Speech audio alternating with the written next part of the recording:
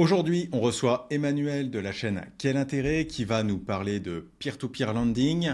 Donc, c'est un investissement que la communauté connaît déjà un petit peu, mais aujourd'hui, on va poser les bases. Et dans une seconde partie de cette vidéo, on ira voir Emmanuel sur sa chaîne directement pour creuser des concepts un peu plus approfondis. Alors, déjà, peux-tu nous parler un petit peu de ton expérience autour du crowdlending et plus précisément du peer-to-peer lending, parce que tu as un parcours un peu particulier. Déjà, tu es en Allemagne. Je pense que ça peut être un élément un peu différenciant. Donc, n'hésite pas à nous expliquer tout ça. Ok, alors moi, le crowdlending, ou comme on dit aussi le peer-to-peer lending, je suis tombée dessus. Alors, j'ai pas connu les plateformes françaises au début. En fait, je les ai connues très tard. Moi, j'ai commencé avec des plateformes européennes parce que justement, en étant en Allemagne, mon entourage m'a amené en premier lieu à m'intéresser à, je sais pas moi, Bondora, Mintos, etc. Mhm. Et c'est comme ça que j'ai découvert le crowdlending. Et j'investis. Alors, j'ai découvert ça, je suis en 2018. Mhm. Et puis j'ai commencé à y investir fin 2018, début 2019, par là. Donc voilà quoi. Et puis avec des hauts et des bas, hein, notamment 2020-2021. Forcément, oui. On a tous Voilà. connu des périodes un peu difficiles Oh là à là. ce moment-là, tous ceux qui étaient présents. Voilà. Et donc, de ton côté, aujourd'hui, tu es sur combien de plateformes? Est-ce que tu peux les citer pour que les gens... Alors pas énormément, enfin, oui, ça dépend des points de vue, ça je pense. Une petite dizaine, je suis sur 11 plateformes. Déjà bien. Voilà. Il y en a, enfin, moi j'en connais qui sont sur une bonne Ouais, bah, vingtaine, hein. tes 3 à 5 plus grosses, disons, qu'est-ce que Voilà. c'est pour Les toi? 3 à 5 plus grosses, alors c'est quoi? C'est, Bondora, Mhm. putain, c'est quoi Mintos, hein, Mintos, Peerberry, en fait celles les plus connues, hein, je pense Mhm. Bondora, Peerberry, Mintos, Robocash, Twino, D'accord, effectivement. voilà. C'est vraiment les gros du secteur à ce Ouais. niveau-là. Et si on doit revenir un tout petit peu en arrière, parce que là, on t'a présenté pour montrer que tu as quand même un petit peu d'expérience là-dedans, mais aujourd'hui, on va parler vraiment du peer-to-peer lending. Pour toi, qu'est-ce que c'est? Comment tu le définirais précisément, ce peer-to-peer lending? Le peer-to-peer lending, alors je vais donner, 2 définitions en gros. Donc la première c'est, en fait c'est la définition dictionnaire, hein, entre Mhm. guillemets, donc crowd lending, ou alors peer to peer lending, c'est-à-dire c'est du prêt participatif. Alors en peer to peer en soi c'est tu prêtes vraiment, enfin tu as un contrat en fait, hein, dans le cadre formel, légal, voilà, tu as un contrat avec l'emprunteur par le biais, pardon, de l'initiateur de prêt, pardon, par le biais, encore une fois, de la plateforme. Et puis je pense que la façon dont on l'entend souvent, c'est tu prêtes de l'argent, en fait, à des initiateurs de prêt généralement. Enfin, là, si tu veux, le cadre a changé, il a évolué de telle manière que généralement, tu n'as plus un contrat enfin, avec l'initiateur de prêt, avec l'emprunteur, pardon, lui-même, mais enfin, c'est avec l'initiateur de prêt que tu as le contrat. Et donc, du coup, tu prêtes encore une fois de l'argent, et tu es remboursé généralement. Donc, généralement, tu es remboursé, idéalement, euh, Idéalement, oui. avec, enfin, généralement sur une base mensuelle, avec le principal et puis les intérêts pour aller avec, quoi. Ok. Voilà.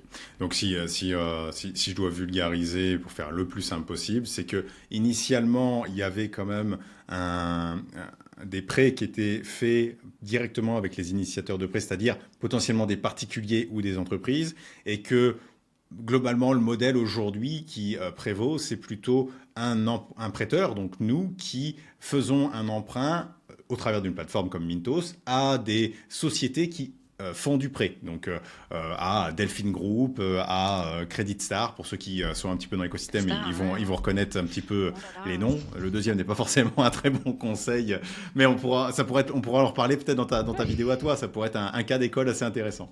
Ouais. Donc au niveau de ces bases, effectivement, j'aimerais compléter pour la communauté, la différence par rapport au crowdfunding immobilier, c'est que les fondamentaux derrière, c'est vraiment une société de crédit. Donc c'est une société qui va faire du prêt à des personnes. c'est pas du tout une société qui va faire un projet immobilier comme on a en crowdfunding immobilier ou va faire un projet de production d'énergie renouvelable comme on peut en avoir sur Enerfip, sur Landosphère ou ce genre de plateforme. Donc on vise un type de société différent qui peut avoir aussi un profil de risque un peu différent. C'est-à-dire qu'on peut avoir un couple rendement-risque qui est plutôt bon, mais par contre, il faut accepter parfois de prendre plus de risques, à savoir que les rendements vont être très élevés parfois, au-delà de 15%, mais en contrepartie, il y a eu parfois des soucis. On pourra encore une fois citer le cas de Credit Star sur celui-ci. Donc voilà, c'est un écosystème un peu différent du cadre habituel. C'est pour ça qu'on voulait l'aborder aujourd'hui. Pour toi, quels sont les trois grands avantages de ce crowdlending et aussi, comme tu es un petit peu dans la culture allemande, qu'est-ce qu'ils en voient, eux, comme avantage? Parce que c'est beaucoup plus développé là-bas que chez nous. Alors, les avantages principaux qu'on peut voir au crowdlending. Alors déjà, enfin, je pense le premier qui me vient en tête, c'est celui de la diversification. Par rapport à, c'est-à-dire que généralement, tu vas prendre ça comme un complément à ton portefeuille. Si tu vois, tu vas, enfin, je sais pas si tu investis déjà dans des actions, en bourse en fait, en général, les ETF, tout ça, dans des SCPI, si tu fais de l'immobilier en dur, enfin voilà, si tu t'investis, je sais pas moi, dans l'or, etc., etc. Bref, c'est une classe d'actifs spécifique, nichée, et qui a cet avantage d'être pas mal décorrélé à un certain nombre d'autres classes d'actifs, notamment justement, tu vois, la bourse. C'est-à-dire que là, tu vois, voilà, là, maintenant, tu vois, le contexte est parfait, par exemple, pour en parler. Tu vois, là, la bourse, ça part un peu, ça part un peu dans tous les sens. Et pour que tout le monde se mette, on est en avril 2025, donc Trump au pouvoir depuis assez peu de temps et qui s'amuse avec les droits de douane avec certains pays, ce qui voilà. donne de l'attention sur les marchés. Voilà. Et donc, si tu veux, en fait, quand tu investis en crowdlending, c'est un peu comme en crowdfunding, en fait, immobilier, où, en fait, tu investis dans l'économie réelle. Alors, du coup, enfin, c'est moins impacté, en fait, cette volatilité du marché. C'est-à-dire que moi, là, tu vois, genre, j'ai de l'argent, je veux dire, je te dis n'importe quoi, j'ai de l'argent sur Mintos, sur Go and Grow, voilà. En fait, ça continue de tomber, tu vois, les intérêts tous les mois ou tous les trimestres selon comment c'est prédéfini, quoi, tu vois. Donc ça, c'est un premier avantage. Et en termes de diversification, alors c'est un sujet plutôt expert, donc on va essayer de passer vite, hein, ça va plutôt être sur le deuxième sujet, mais comment tu t'y prends, toi? Parce que il y a quand même faut faire attention, disons qu'il faut pas mettre tout sur Robocash, par exemple. Moi, je pense à Robocash parce que c'est une seule société derrière. Finalement, on s'expose quand même, en termes de diversification, on s'expose à Non, c'est de la fausse. à une société, quoi. Ouais, ça c'était un terme aussi que je voulais aborder un petit peu plus tard parce qu'il y a, tu sais, il y a diversification. Oui, Enfin, oui, il y a la vraie on y reviendra, diversification. mais Ouais, c'est voilà. quand même mettre tout de suite un petit warning, peut-être dire aux gens, pour ceux qui regarderont peut-être pas toute la vidéo, que c'est bien pour diversifier, mais il faut faire attention. Dans la diversification, Il effectivement, faut diversifier aussi. voilà, Excuse-moi. Ouais. effectivement, dans cette diversification, il faut également diversifier. Il ne faut pas se dire juste c'est 5-10% de mon portefeuille et je mets ces 5-10% sur une seule Chez un seul société, prêteur. ce serait une grosse bêtise. Ouais, exactement. Et du coup, ouais, où j'en étais? Les Enfin, avantages. c'est les avantages les avantages du crowdlending. Je pense qu'il y a aussi le fait que, alors, désolé, je risque de dire très souvent crowdlending au lieu de peer-to-peer lending, parce que déjà c'est plus facile à prononcer pour moi, hein. Et comme j'ai l'habitude d'utiliser ce Il n'y a terme-là, pas de voilà. souci. Ou du P2P. Ouais, il y a l'accessibilité. Je pense que c'est aussi Mhm. c'est un vrai avantage. C'est-à-dire qu'en fait, tu vois, la plupart des plateformes sur lesquelles tu vas investir, le ticket d'entrée, il est à 10 euros. Tu vois, Mhm. tu vas sur Mondora, enfin, c'est le ticket, enfin, le minimum pour investir, c'est 1 euro. Et encore, enfin, c'est limite, t'as même pas besoin de le mettre toi-même, l'euro, parce que dès que tu t'inscris, tu gagnes 5 euros. Et puis du coup, en fait, tu peux te servir de ces 5 euros pour investir. Voilà quoi. Après, il y en a où ça va monter où ça va monter à 50 euros. Mintos, par exemple, c'est le cas, tu vois. Et encore, le marché secondaire sur Mintos, c'est 1 euro. Donc, Voilà, c'est voilà. un poil plus technique, Ouais. mais c'est possible. Ouais, ouais, ouais, effectivement. Voilà, je pense que l'accessibilité, c'est aussi un bon levier pour de diversification. Tu vois, quand tu as un petit portefeuille notamment, t'es pas obligé de mettre déjà des sommes astronomiques pour toi quand tu veux investir là-dedans, quoi. Donc ça, c'est bien. Je pense alors et là, je vais toucher à un sujet qui je sais, enfin peut-être un petit peu sujet à controverse, mais l'aspect de la liquidité. Parce qu'en fait, tu vois, souvent j'ai entendu que le crowdlending, c'est un investissement pas liquide. Tu vois, où genre tu mets ton argent, en gros, tu es marié avec le prêteur. Et en fait, bah, moi, c'est pas l'expérience que j'en ai, en tout cas pas forcément, tu vois. C'est-à-dire que tu peux tout à fait aussi trouver Ça va dépendre de la plateforme finalement, là, un ça petit va dé peu. ça va dépendre de la plateforme, ça va dépendre du prêteur aussi. Puis souvent, ça va dépendre aussi du type de prêt où tu investis. Enfin, souvent, en fait, alors, à savoir également que le crowdlending, souvent, en fait, c'est des prêts conso. Dans Mhm. lesquels tu vas investir, tu vois. Il peut y avoir des prêts, enfin, t'as aussi pas mal de prêts commerciaux, des prêts dans le développement durable, machin, machin, mais la plupart du temps, vraiment, c'est des prêts à la consommation court ou moyen terme. Donc, Alors, c'est pas nous du coup qui investissons directement, hein, on le rappelle, mais c'est bien les non, sociétés de crédit qui, le ouais, sous-jacent in fine, c'est du crédit conso. exactement. Effectivement, Ouais. je voulais rajouter un truc, je sais plus, ça va me revenir sur ce que tu étais en train de dire. Je me suis moi-même perturbé. Si on doit cibler un petit peu pour quel public ça pourrait être pour toi, finalement, et pour qui ça ne le serait pas, que- que- qui tu privilégierais, enfin pour qui c'est un investissement qui peut être intéressant finalement.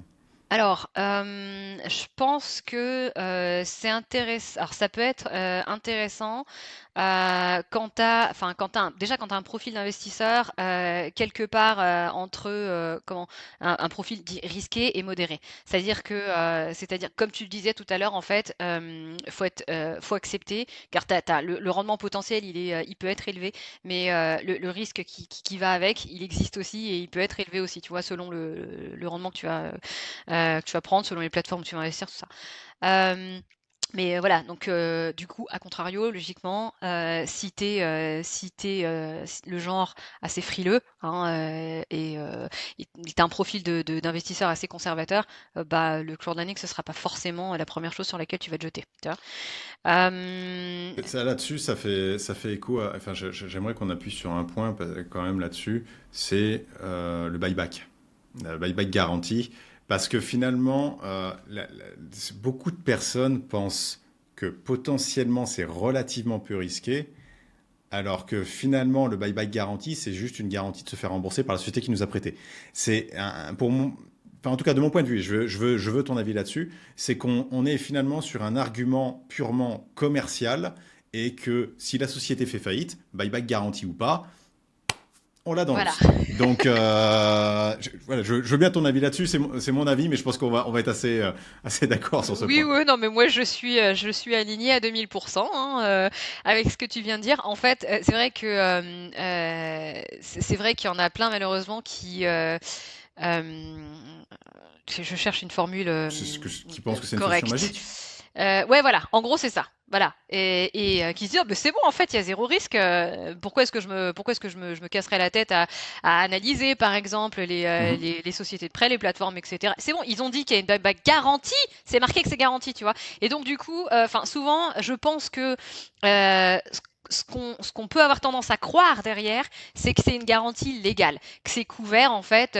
Tu vois, t'as une institution, voilà, un peu comme les banques. Tu sais, Mhm. tu vois, l'argent que tu as à la Le banque, il livret est A. assuré jusqu'à voilà, jusqu'à hauteur de 100 000 euros. Enfin, bref, c'est pas. Oui, effectivement. Donc la garantie. Et c'est pour ça que j'avoue que j'aime bien le fait que bah, certaines plateformes, bah, Mintos par exemple, ils ont changé. Et ben ça, c'était justement après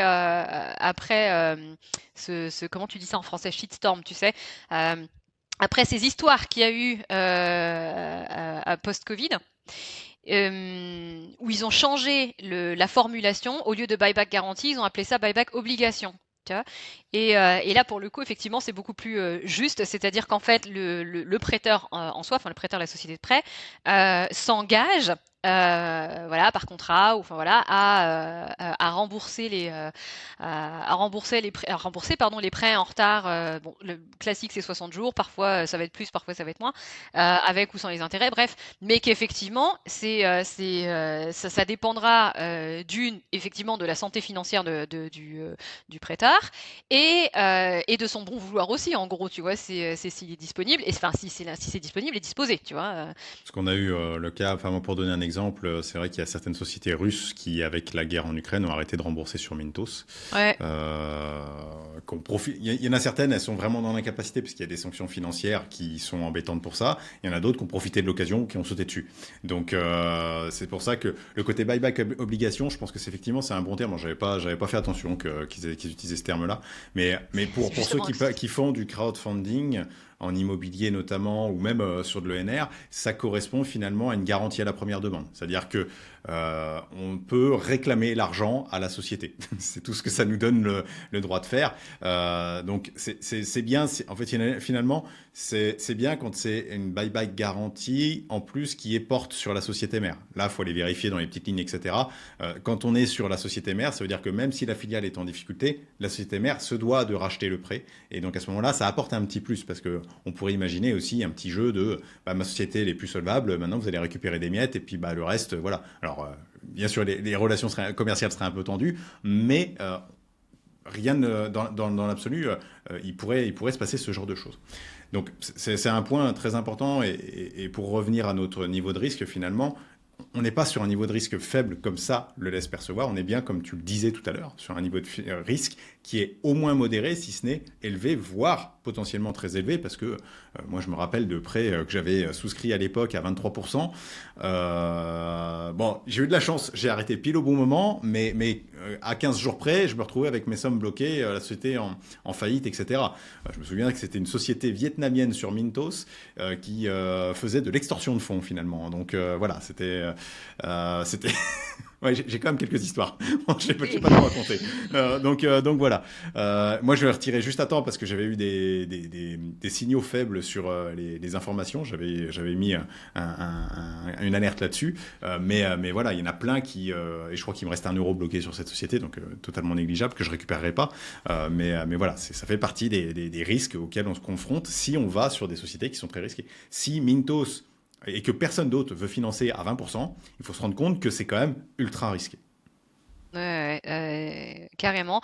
Mais en l'occurrence, enfin, je pense que après, ça veut pas forcément dire que enfin, tu sais, quand une société de prêt te propose des taux à 20% plus, que c'est forcément de l'extorsion de fonds ou des choses Non, comme ça. non, Parce mais qu'effectivement, je prends un exemple un peu extrême, mais ouais, mais ça laisse dire que personne n'a voulu prêter à 15% quand même. Si ouais, personne n'a voulu ouais. prêter à 15%, ni une banque, ni une institution financière, c'est Mm, bien qu'il y a des choses qui quand même indiquent ça peut être une fragilité financière, ça peut être un dirigeant qui est pas forcément réputé très bon.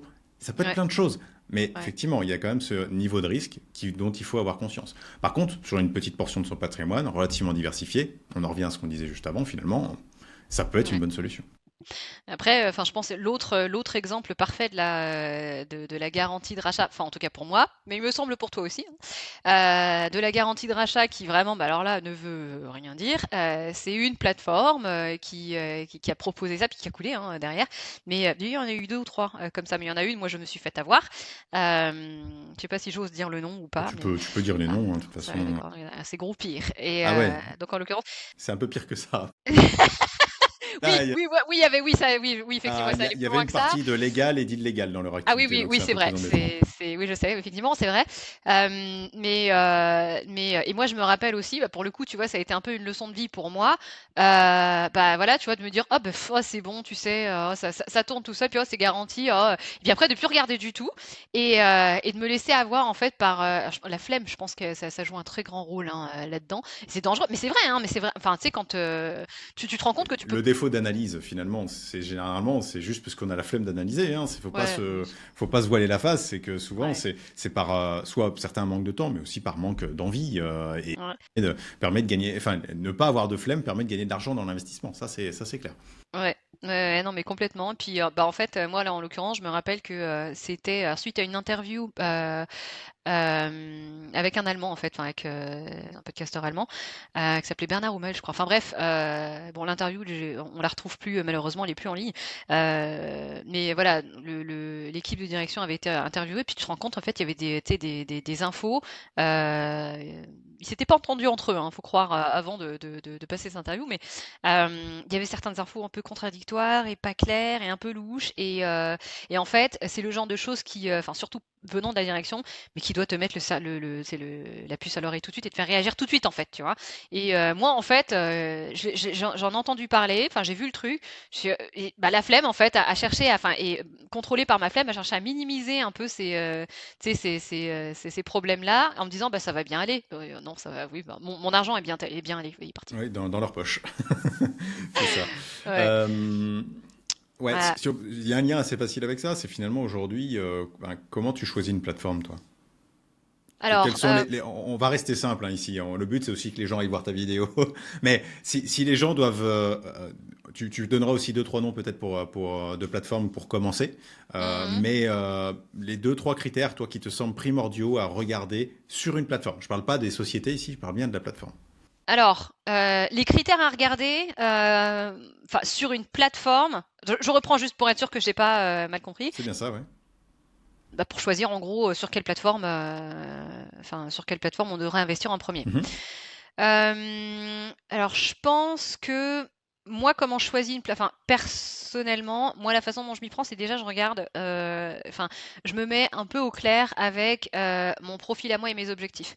Parce qu'on n'a pas tous le même profil de risque et d'objectif. Si tu vas, tu as un exemple, un super exemple. Moi, mettons que moi, mon profil, c'est d'investir, enfin, c'est de prendre le moins de risques possible. Mhm. Enfin, c'est ok en fait si le rendement il est pas énorme, mais j'ai pas envie de prendre trop de risques et surtout je veux pouvoir retirer mon argent quand je veux, tu vois. Et ben je vais pas aller sur une démo par exemple. Tu vois, enfin je sais pas, ça c'est le premier exemple qui me vient en tête, mais une démo, je sais pas si tu connais cette plateforme. Non, je ne connais pas celle-ci. Mais bah, bref, donc, en gros, c'est une plateforme où le risque, alors le rendement potentiel, il est waouh, il est trop bien, mais le risque qui va avec, il est trop bien aussi, tu vois. Enfin, Mhm. Il y euh, a aussi là un petit peu ce que tu laisses transparaître, peut-être une sélection en fonction justement de ses objectifs, d'avoir un marché secondaire ou pas potentiellement sur la plateforme. il peut y avoir un marché secondaire. Après, tu peux te tourner vers. Enfin, moi, ce que j'aime bien quand tu débutes dans ce secteur-là, en fait, moi, j'aime bien conseiller les solutions dites one click, parce Mhm. que tu commences sur quelque chose de très simple, donc ça te laisse le temps de voir un peu comment ça se passe, sans tout de suite partir sur des trucs super compliqués ou. Enfin voilà. Euh, donc moi j'aime bien les solutions relativement liquides, enfin conseiller les solutions relativement liquides. Mhm. Là, je sais pas, l'exemple, les deux premiers exemples qui me viennent en tête, c'est Vondora avec Go and Grow, c'est Youvo Save, enfin c'est Youvo Group avec Youvo Save. Ouais, j'ai pas Euh, forcément une très bonne expérience avec eux, mais ça, on pourra ah en reparler d'accord. aussi dans la deuxième vidéo. On pourra le Ouais. faire parce que moi c'est exactement l'inverse. Et puis Robocash, je crois que Robocash en ce moment, en Robocash faut trouver les prêts à investir dedans, donc voilà quoi. Ouais. Euh, Mintos dans une certaine mesure aussi, même si le marché secondaire est pas, c'est pas en one click quoi, ouais, alors mais par contre on a une possibilité d'investir et de désinvestir finalement assez rapidement, sans ouais, sacrifier un ou deux points, 1 ou 2%, notamment sur la valeur de notre portefeuille. ouais, ouais, effectivement. Alors, Minto, c'est vrai que ça peut poser enfin, ça peut être intéressant quand tu cherches des solutions liquides. Mais par contre, Minto, si tu veux, moi, le petit souci que j'aurais avec, c'est que c'est un peu, enfin, C'est pas euh, one click du tout. voilà, c'est exactement ça, tu vois. C'est C'est-à-dire que l'inverse du one click effectivement. voilà, il faut vraiment apprivoiser la plateforme parce qu'en fait là, elle a évolué au fil du temps et là en fait, enfin j'aime bien dire que c'est devenu une espèce de monstre tentaculaire. Enfin, j'exagère peut-être un peu, mais enfin c'est tout sauf simple et Intuitif, intuitif ouais. à mon sens. Ouais, Voilà. d'accord. Donc enfin, et pas que à mon sens en fait. J'ai souvent des retours comme ça. Oui, Minto, c'est compliqué. Euh, Après, un des moyens peut-être de faire, si on doit simplifier, parce que ça reste quand même l'ogre du secteur, donc ouais, passer à côté, c'est compliqué parce c'est vrai. qu'ils doivent représenter pas loin de 50% du marché quand même, hein, mais ils sont pas loin du Ouais. milliard d'encours, donc c'est énorme. Et en fait, Mintos, force est de constater que même si la notation des plateformes, je lui accorde très peu de confiance, mais le top 3 des notations de Mintos n'ont jamais eu de défaut. Donc, un des trucs un peu bêtes, ça pourrait être finalement de prendre leur top 3, top 5 de notation et de choisir uniquement les sociétés qui sont Qui sont les mieux qui sont les meilleures en termes de notés. notation. Ça peut Ouais. être une solution pour ceux qui veulent aller sur Mintos. Effectivement, par contre, c'est pas du tout one click. Ça demandera, si vous voulez vraiment exploiter une plateforme telle que Mintos, de vous y intéresser. Pareil sur Peerbury, il n'y a pas de marché secondaire, donc on oublie le côté liquidité, mais il va falloir un petit peu s'y intéresser pour connaître, comprendre les sociétés derrière et faire son choix dans les investissements. Ouais, effectivement. L'autre critère, avant que j'oublie, l'autre critère aussi très important, bah, de toute façon, enfin, tu l'as dit hein, plus ou moins à l'instant, c'est la fiabilité de la plateforme que tu as en face. Et en Comment tu les fait, définis? C'est ça, ah, c'est ça la grande question finalement. voilà, alors là, pour ça, en fait, il y a pas mal de critères. Alors en fait, je vais essayer de résumer aux critères les plus simples. Ouais. Toi, Pour toi, quels seront les principaux finalement? Qu'est-ce que tu euh, regarderais en premier? Moi, ce que je regarde en premier, oh là là là là, c'est l'historique de la plateforme. En fait, quand tu as un recul historique, ça te permet d'avoir un peu plus comment, bah, de recul pour savoir en fait comment ça s'est passé en fait tout ce temps-là. Est-ce que tu as traversé des périodes de crise? Comment tu t'es comporté en période de crise? Voilà, enfin, après, ça fait partie un peu de l'historique aussi, mais bon, tu peux le voir aussi à plus court terme, c'est comment tu communiques, tu vois, le niveau de transparence de l'entreprise. Quand il y a des problèmes, surtout. Quand il y a des problèmes aussi, oui, mais de base en fait déjà avant qu'il y ait des Mhm. problèmes, tu vois. Mais ce que tu peux faire aussi, c'est voir comment se comporte. Ça en fait un peu partie, hein, mais bon, ça en fait beaucoup partie d'ailleurs en termes de communication avec les clients et puis les prospects. Leur envoyer un mail. Juste, tu vois, tu as une question comme ça, comment ça se passe, comme ci, comme ça, machin. Avant même d'aller déposer un seul sou sur la plateforme, leur écrire pour voir en fait s'ils sont réactifs, s'ils réagissent tout court, tu vois, et comment réagissent si c'est pas, si tu vois pas que c'est un truc, une réponse standard à côté de ta question.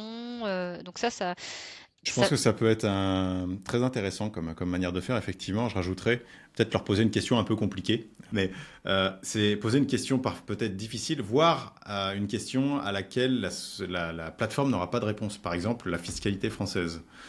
Juste pour voir comment ils vont réagir à cette question-là. Je pense qu'elle est tirée un petit peu jusque-là, ça peut être intéressant.